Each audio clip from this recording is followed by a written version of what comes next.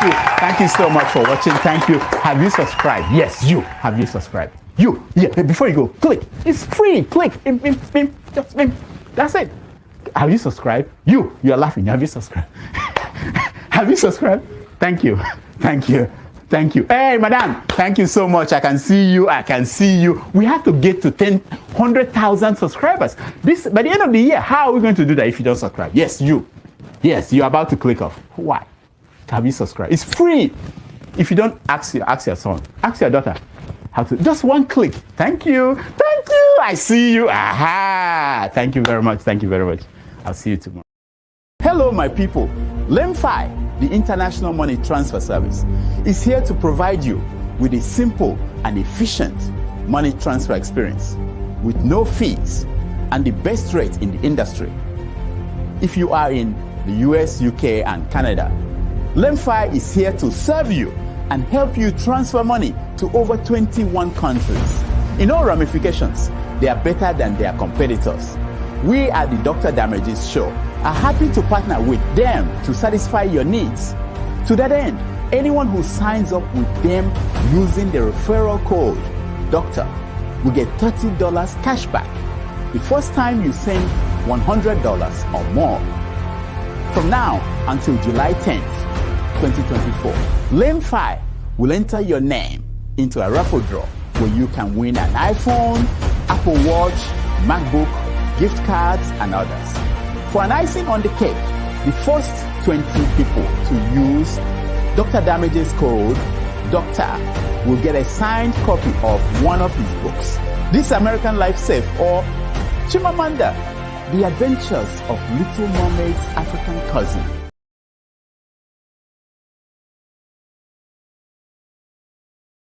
Christian nationalists walk around with a mouthful of scripture and a heart full of hate.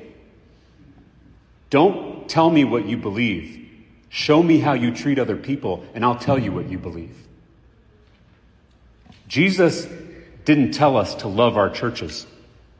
He didn't tell us to love our doctrines and our creeds. He didn't even tell us to love our scriptures. He told us to love our neighbors. And there was no exception to that commandment. Love thy neighbor, regardless of race, class, gender, sexual orientation, or immigration status. One of my favorite theologians, Barbara Brown Taylor, once wrote, "The only clear line I draw these days is this: when my religion tries to come between me and my neighbor, I will choose my neighbor. Jesus never commanded me to love my religion." You know what's interesting? Not once in the entire Bible does Jesus ask us to worship him. All he asks is that we follow him. Love like he loved. Love the outcast. Welcome the stranger. Feed the hungry. Heal the sick. Free the oppressed. As the hymn says, they will know we are Christians by our love. We have to get back to that.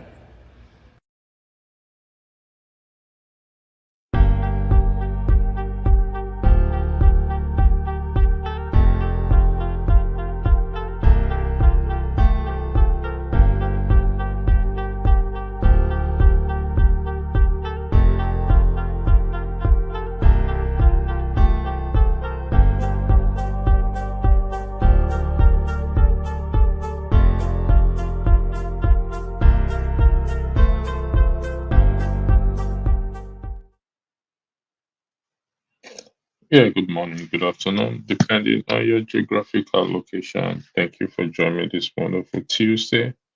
It is good for the eyes to actually behold the sun, and it is the living. A dog is better than a dead lion. So it's good to what?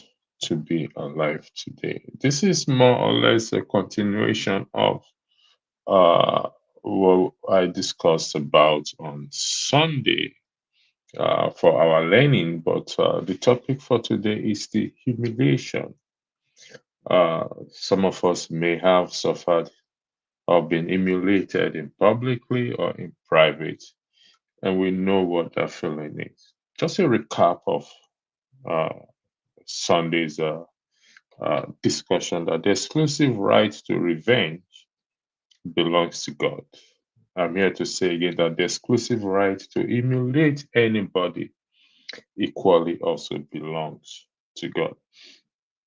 I don't have the right to humiliate you, neither do you have that right to humiliate him.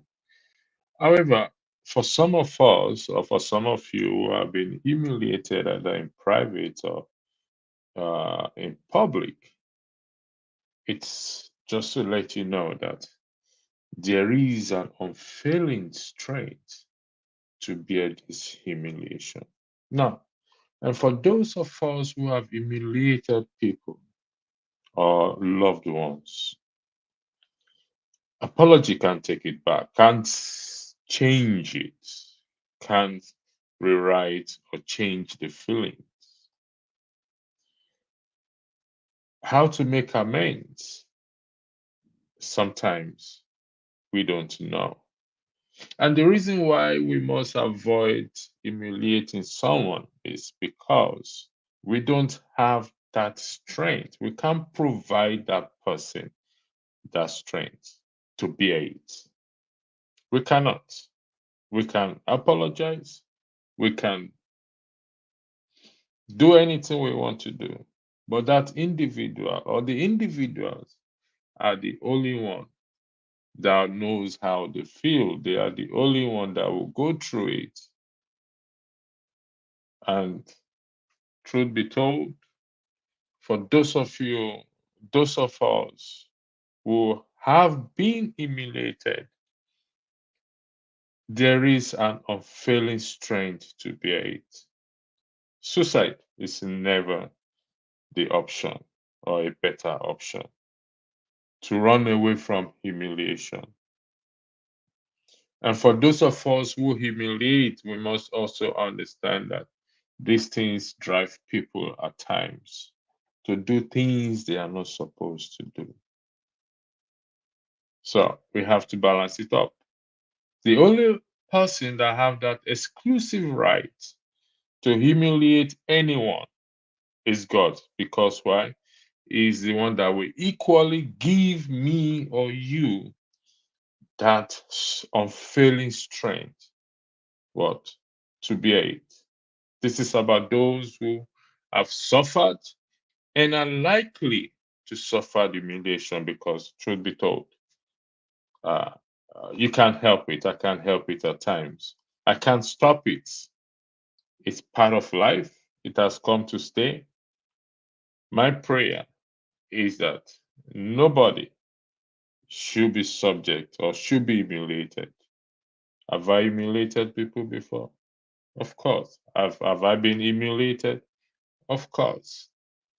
But it's for us to do better today. And again, to the same person or persons I reference to in the last on Sunday's discussion or talk was David. He was humiliated publicly by God Himself. He was humiliated publicly. What? By God Himself. And it is the same God that gave him strength to bear, that unfailing strength to bear what? That humiliation. Hence, I said, nobody has that exclusive right except God to what? To humiliate anyone. And the focus will be how we humiliate our loved ones and why should we refrain from doing such, even when we become privy of that, of whatever they did. Because why? The aftermath of it, I don't have control of it. Neither do you have what? Control of that. However, if it is God that humiliated me based on whatever act I may have committed, He also has that strength. He will provide me that strength also to bear that humiliation. And this is what he did. He told David, you did your deed in secret. I'm doing mine with what? With the whole country watching. Now, that is a public humiliation. In present day, it's going to be on social media. For his act, for his atrocity, he was able to accept the judgment of God. Now, begs the question as to how can I discern that this or my act or your act, how can we discern that our actions of what? Of hurting someone, what we are going through is the judgment of God. I don't know. I can't discern that for you. Only you can discern that for yourself to know that what you are experiencing is as a result of what? Of the harm or hurt you caused somebody at the end of the day. And David's action is appalling. Again, may I remind us the purpose of recorded events in the Bible or history is that we learn from it. On Friday, we'll be doing History 101. The purpose of recorded events in the Bible is that we may learn from it. The action of David is the story still being told today and will be told in the coming years as long as the earth remains.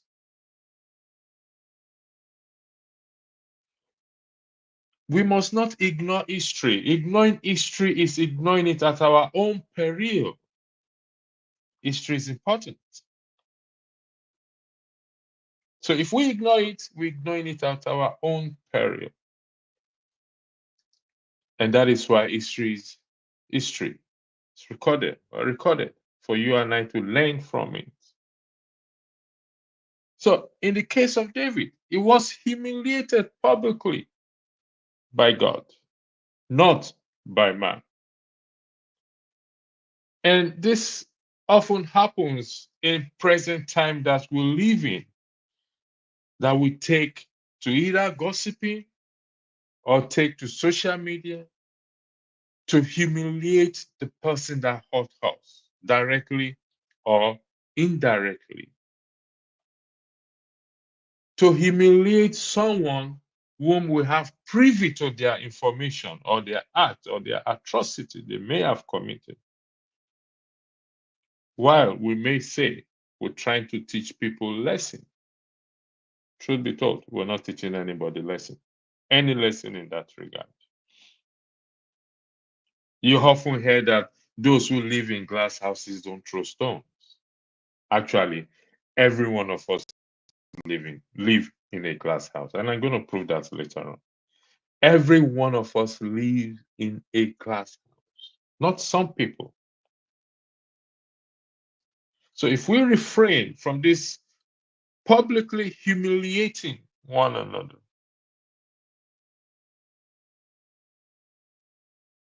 this message is for those particularly who have suffered humiliation and will suffer humiliation later on, that there is an unfailing strength there to bear this humiliation and not to resort to anything stupid, for want of better word.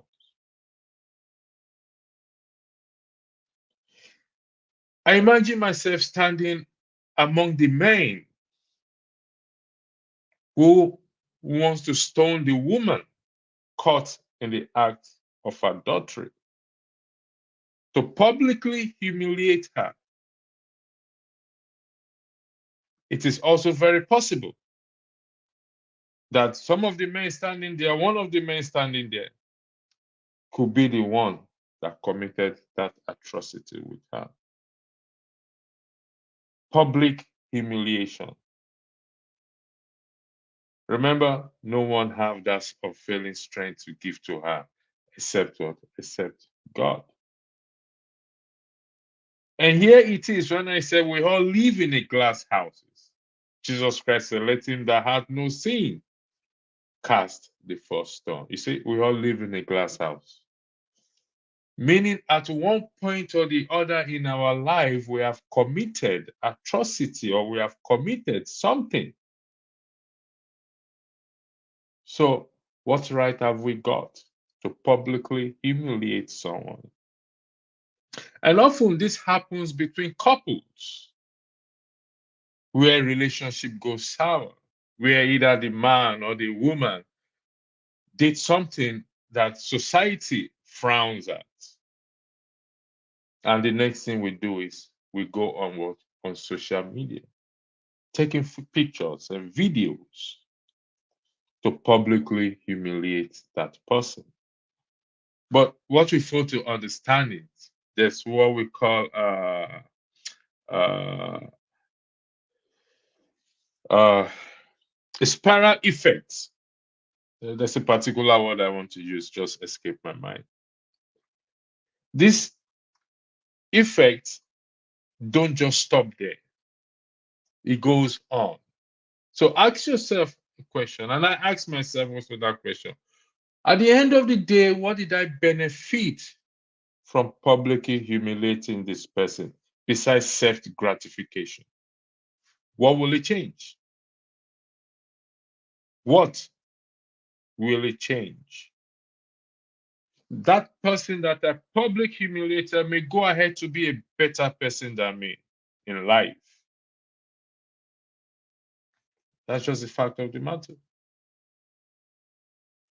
We go ahead, tapped into that unfailing strength given only by God, and be a better person, well, than me at the end of the day. So before we may take any action of humiliating anyone, we're going to, listen, mistakes will be made, intentionally or non-intentionally. None of us should live under that illusion. Sorry, I acknowledge you in the chat section, Jen Ogo. I greet you also. Augustine Okpara, greetings to you as well too. If you can expatiate more on what you said, what you are saying correct about, that would be nice. Greetings to you again, Jen Ogo. So here we are today. That the exclusive right to humiliate anyone belongs to what? Belongs to God. Because why? Only Him have the strength.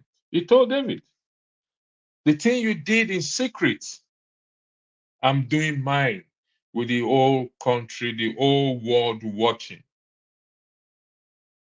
Now, not all act is as that of David. I need to clarify that. So we must not run with it to say, oh, that means if I do this act, this is what we. No, no, no. Not all atrocity or act is that like that of David. We must put that of David into context, which is he abused his office. He what? He abused his office by taking advantage of the weak. What happened behind closed door between himself and Bathsheba? We don't know. How, whether it was willingly or forcefully, but given to what is recorded, it wasn't willingly from her because he made inquiry who she is.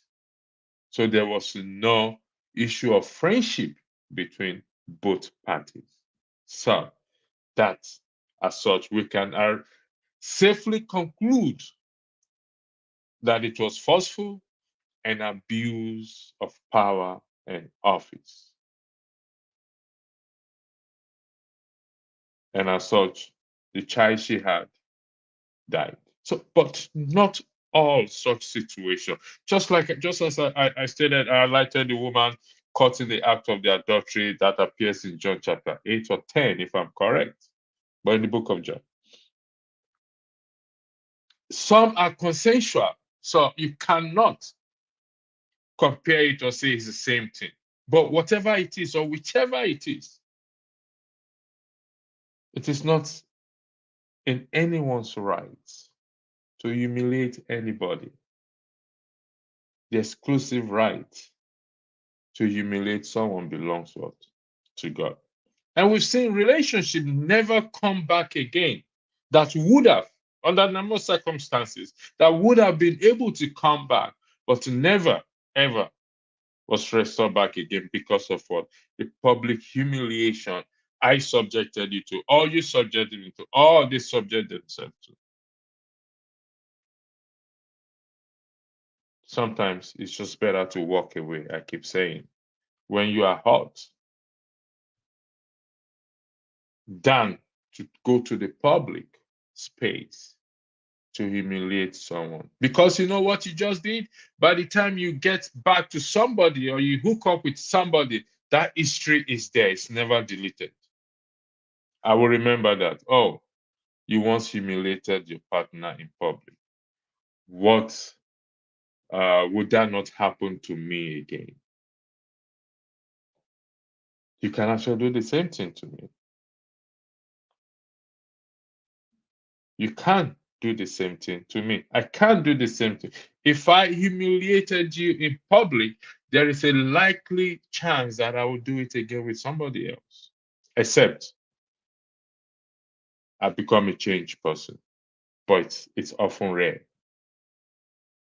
So the point of this message going forward is actually for those who are hurting, not necessarily for those who carried out the act, because it can't be taken back. Am I excusing them? Never. Would they apologize? They should apologize. But most public humiliation, apology don't change anything. Apology will not bring back that dignity. Like I said, some go as far as committing suicide. We saw the case of Ahithophel, who carried out or who wanted to revenge David. And here is a caution for every one of us. Some revenge or public humiliation that we may want to carry that will backfire on us. Because everybody will turn against you. Everybody will know you. And everyone will start to avoid you. Everyone will start. Nobody will want to be your friend. No matter how much you try to justify what that person did against you, that you went as far as to want to humiliate the person, or you as far as you went to humiliate the person. There is a better way. In the context of relationship, even if the person is wrong, even if the person is what? Is wrong. If my action is wrong that made you to humiliate me, is still not enough excuse or justification for me to humiliate you or to plan to humiliate you back. You did this to me, I will do this to you. Tit for tat now. The only person that have that exclusive right to revenge is God. The only person that have that exclusive right to humiliate anyone is equally God. I've seen there. As I highlighted, God said he is going to humiliate David in open sight. And one of the judgments is his son slept with 10 of his concubines in open sight. He was running for his life. But he was still an honorable man. And when he came back to find out, he still what? He still did what? He still took care of them till death. Someone said, like the one the lawmaker did to the one, yeah, that is publicly humiliating the driver. We don't know what the driver did to him. However, people took pictures of it. You can't control social media. I heard he has apologized, but he ain't going to change the humiliation he has put that driver through. And I hope the driver tap into the unfailing strength to be able to bear that humiliation. That record will not go off the name of the lawmaker. It will always be seen in that light, even if he repented. That is the danger of us causing people's harm. Even if we repented, most will not believe. Only God will believe. People will still be cautious about us. We have this cautious approach in dealing with us. But in the context of relationship, particularly between the man and the woman, the brother and a sister, father and daughter, in that context.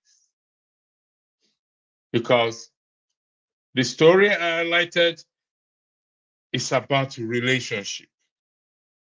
The deed David did was against his own best friend and counselor, was against his own, one of his army that was out in the forefront fighting, defending the nation. It was one of the, I believe, one of the 10 special strongmen in his army, according to recorded history. Right. But this is it. Don't think people don't know the act that you do, that evil act of humiliating people. People know. If you've ever suffered humiliation before, driven you to that point of committing suicide, then you will understand what I'm talking about. Humiliation destroys relationship that could have been saved if I have kept my mouth shut. I know I talk a lot, and you talk a lot. We all talk a lot. We think it's fun. And it just slipped out, and that is it. In open space, and it's gone. It can't be taken back again. So we have to tread carefully. Again, like I said, the focus is on those who have been humiliated, either in public or in private, but primarily in public. And for us to refrain, not to be tempted to go that way, because it may happen to us. We all live in a glass house. Let him that had no sin cast the first stone. I was explaining to I asked a friend, tell me, what was Christ referring to there? Let him that had no sin cast the first stone. Remember, he wasn't specific as to what sin is it. Is it possible that there are people in this life never committed adultery before? 100%. Is it possible there are people who have never committed fornication or never stole or never take something that doesn't belong to them? 100% correct. There are people like that in this life. After all, Mary the Virgin was a virgin as she got pregnant. John did not want to put her in disgrace, so he wanted to hide, he wanted to protect her. He didn't want her to suffer any public humiliation from getting pregnant, being a virgin, and is not responsible for that. That is an honorable man. But there's one thing, if you disagree with me, give me the evidence. There's one sin I will say every one of us have committed. Every one of us. That hence I said, Jesus said, let him that have no sin. Remember, it is God that knows not. If God, according to a section of the Bible that say, if he considered iniquity, who shall stand? You and I cannot stand. We all, at one point or the other in our life, have lied. Whether you call it white lie, black lie, purple lie, pink lie, jelly lie, at one point or the other in our existence on planet Earth here, we have lied. That is my argument to say that that is what Christ was referring to. I may not have committed adultery. I may not, but trust me, we all have lied at one point or the other. So before you throw that stone or publicly humiliate that person, take a step back. You live in a glass house too. We all live in a glass house. So these are the things we will have to look at. Don't forget, this, you will find it in 2 Samuel verse 12, verse 12. The story of the woman caught in the act of adultery with the same man. You find it in John chapter 10. And as we go in this direction to help us to be a better person, you hurt somebody, reach out to the person. All you can say is, I am sorry. And as Christ said to the woman, go and sin no more. Also, we must also not do that again, meaning we must refrain from humiliating other people. Some of us do it for the sake of pleasure. Some of us do it for fame. Some of us do it for subscribers, for views, for different things.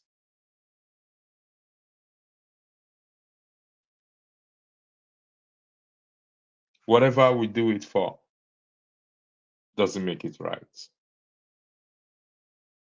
Again, I repeat, in the context, let the law take its course.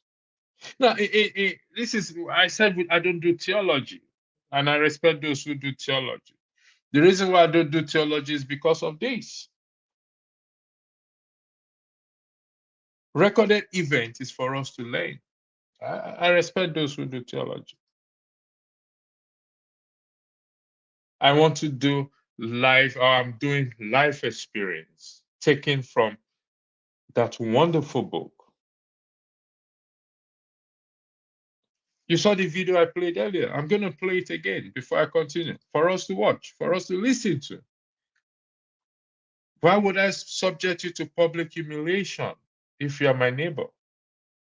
And this is where we get things wrong at times, or we don't understand things that your wife, your husband, your girlfriend, your brother, your sister, whatever the person may be in the context of, is equally your neighbor. In fact, more than a neighbor, because you share blood at times. We can argue a neighbor is not somebody you blood related. So if a neighbor is not somebody, for argument's sake, is not blood related, how much more somebody that you are blood related or you are connected to by emotions, by this? Why would you want to subject them to public humiliation? Christian nationalists walk around with a mouthful of scripture and a heart full of hate. Don't tell me what you believe. Show me how you treat other people, and I'll tell you what you believe. Jesus didn't tell us to love our churches. He didn't tell us to love our doctrines and our creeds. He didn't even tell us to love our scriptures. He told us to love our neighbors. And there was no exception. As you can see, he told us to love our neighbors. And that is what we will do. It's never too late. There are things I just came to learn in my life, in this my 50-something years life that I have lived. And I said to myself, that phrase, it's never too late to start, to pick up, to change. It's never too late. Never too late. So as we go in this direction again, for the purpose of emphasis, please, the unfailing strength to bear it, it's out there for you. The unfailing strength coming from God to bear that out, that humiliation, that disappointment, that embarrassment that humiliation has caused. To an extent, you may lose your job. You may have lose your relationship. There is an unfailing strength out there from God for you to bear it and to be back on your feet again. Because you know what? I that humiliated you, I'm not better than you. There is an unfailing strength to bear it. And may God help us as we go in this path of not humiliating one another in open space. The damage it caused, I don't have that strength to give you. I don't have that unfailing strength to give to you. I can only tell you, I will be here for you. I'll be there for you. But that strength for you to carry it every day on your own, I don't have it. I may hate you for humiliating me. I shouldn't. You may hate me for humiliating me. You shouldn't hate me. Rather, Ahithophel, to tap on that unfailing strength for him to bear what David did to his granddaughter and his granddaughter husband, Uriah. He failed. And I said this again, he is described as a man when he gives advice. So he gives advice as one who speaks as an oracle of God. And I'm going to highlight this. For those of us who think we are that better than any person in life, that we are better than anyone in life. And we think our advice, we have everything there. No matter how good and perfect a person or his work may be, there's always another who can do better or make some people think so. So we must keep our arrogance in our pocket. Keep it in our pocket. Even if you give advice and your advice have saved the world or can save the world, keep that arrogance in your pocket. This is coming from me. Keep the arrogance or the arrogancy inside your pocket because there's someone who will do better or who can do better than you. Thank you for listening, for joining. I hope to be back here tomorrow. I'll be back on Sunday for sure. The all things being equal, God willing. On Friday, we'll be having a debate on what? On History 101. Has the black man used history to his advantage? Or how has a black man used history to what? To his advantage? That's the question that will be posed on us. On Saturday, the women's segment will be back again. I will be moderating there. We'll be talking about the US election. We'll be concluding on what we did last week, Saturday, focusing on culture, how our culture has actually favored the woman. We'll be concluding that on Saturday. Then on Sunday, I will be back here again, I believe around 2 p.m. in the afternoon, Nigerian time, West African time. We'll be back at 2 p.m. So don't forget what I said. It's very important. The exclusive right to humiliate anyone is God, not me, not you. The exclusive right to revenge is God, not me, not you. And for those who have suffered humiliation, for those of us, for those of you who have suffered humiliation and may likely suffer it in the future, there is an unfailing strength out there from God to what? To bear it. I think there's a saying that says, give me grace, the solitude or the grace to bear what I can't change. I'll look for that quotation. So if I'm back here tomorrow, hopefully I'll be back here tomorrow. I will be touching on another sensitive matter, still in the same subject line, unfailing strength to what? To bear it. It is a sensitive subject, but it is one that needs to be spoken about. And on Sunday, we will continue. And no particular day I will be coming in on until such time that I can no longer come in again. Have a lovely evening and what? And be good. Thank you.